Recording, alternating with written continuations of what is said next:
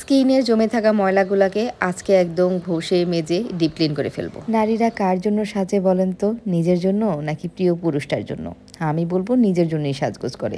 আমার কাছে মনে হয় পুরুষ মানুষ মেয়েদেরকে পরিপাটিভাবে ন্যাচারাল সৌন্দর্য দেখতেই বেশি পছন্দ করে। আর সাজ বলতে চোখে একটু কাজল আর কি লাগে। আমার উনি তো আমাকে ভারী সাজে একদমই পছন্দ করে না। আমি একটু ভারী সাজলেই বলে যে সাজলেই তোমার চেহারা নষ্ট হয়ে যায়।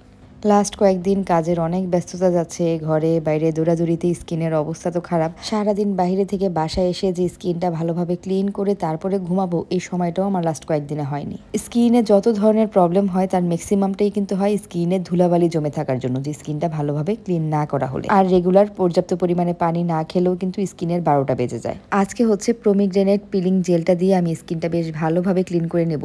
এই পিলিং জেলটা বহু আগে আমি একবার ইউজ করেছিলাম, ভীষণ রকমের ভালো লেগেছিল আমার কাছে, কিন্তু পরবর্তীতে এই প্রোডাক্টটা আমি আর অ্যাভেলেবেল পাইও নি, আনাও হয়নি। তো সেদিন হচ্ছে স্কিন প্রোডাক্ট বিডি এই পেস্টটার মধ্যে পেয়ে গেলাম, আর পাওয়ার সাথে সাথে অর্ডার করে দিলাম। এটা দিয়ে শুধুমাত্র ফেস না, হাত পা গলা ঘাড় কোনোই সব জায়গায় ইউজ করা যাবে। তো প্রথমে হচ্ছে প্রোডাক্টটা হাতে একটু লাগিয়ে নিচ্ছি, এরপরে আস্তে আস্তে হচ্ছে একটু মাসাজ করে নিচ্ছি। মাসাজ করার পরে দেখা যাচ্ছে পিলিং জেলটার সাথে হাতের যে ময়লাগুলো আছে সেগুলো কিন্তু উঠে আসছে।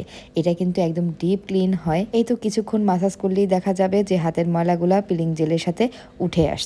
আমি আগে হাতটা ক্লিন করে নিচ্ছি, এরপরে ফেস ক্লিন করব। আপনারা চাইলে কিন্তু পাটাও খুব সুন্দরভাবে ক্লিন করে নিতে পারবেন। হাতের একদম কোনোই পর্যন্ত আমি ক্লিন করে নিচ্ছি। আর পানিটা হচ্ছে কুসুম গরম হলে ভালো হয়, কারণ জেলটার মধ্যে একটুখানি কষ টাইপের থাকে। গরম পানি দিয়ে ক্লিন করলে একদম ডিপ ক্লিন হয়ে যায়। জেলটা কিন্তু একটু ভালো পরিমাণেই নিতে হয়। আমি হচ্ছে এখন ডান হাতটাও ক্লিন করে নিচ্ছি একইভাবে।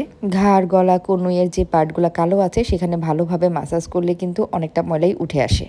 এখন হচ্ছে আমি ফেসে অ্যাপ্লাই করে নিচ্ছি। ফেসটা ড্রাই রাখলেই ভালো হয়, ভেজা ফেসে অ্যাপ্লাই করলে ময়লাটা ঠিকভাবে উঠে না। আমি গলার মধ্যেও একটু দিয়ে নিচ্ছি, কারণ গলা ঘাড় এই জায়গাগুলোর মধ্যেই কিন্তু ময়লা বেশি থাকে। এই পিলিং জেলের কাজটা হচ্ছে ডেড সেল রিমুভ করে, স্কিনটাকে একদম ভিতর থেকে ক্লিন করে নিয়ে আসে। আর স্কিনটা যখন একদম ভিতর থেকে পরিষ্কার হয়ে আসে তখনই স্কিনটা দেখতে ব্রাইট এবং হেলদি লাগে। আমি ফেসটা কুসুম গরম পানি দিয়ে ওয়াশ করে নিলাম, এখন হচ্ছে ফেস ওয়াশ দিয়ে আরেকবার ধুয়ে নিচ্ছি।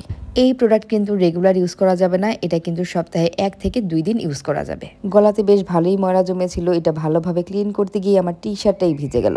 তো এখন চেঞ্জ করে আসলাম। ফেসটাকে ভালো করে ডিপ ক্লিন করার পর এখন হচ্ছে আমি ফেসে একটু সিরাম লাগিয়ে নিচ্ছি, এরপর হচ্ছে ময়শ্চারাইজিং ক্রিম লাগিয়ে নিব।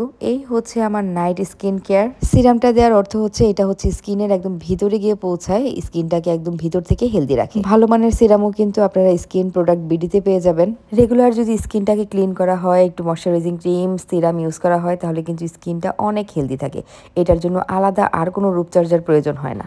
আর হাতে একটু লোশন দিয়ে নিচ্ছি, হাতটাও কিন্তু খুবই স্মুথ লাগছে। কিছুদিন আগে হাতের মধ্যে তেল ছিটে আমার কয়েকটা জায়গায় দাগ পড়ে গিয়েছে, দাগগুলো উঠতেই যাচ্ছে না। আর এখন ঠোঁটে একটু লিপ বাম দিয়ে নিচ্ছি। আমি রাতের বেলা ঘুমানোর আগে ঠোঁটে অবশ্যই লিপ বাম ইউজ করি, অবশ্য সারাদিনই আমি লিপ বাম ইউজ করি। অনেক দিন পর একটু সময় নিয়ে ফ্রেশ হলাম, খুবই আরাম আরাম ফিল হচ্ছে। নিজের কাছেই নিজেকে দেখতে একদম ফ্রেশ লাগছিল। একটু পরে যাব আমি ঘুমাতে, কিন্তু এখন আমার কাজল পরতে ইচ্ছে হলো।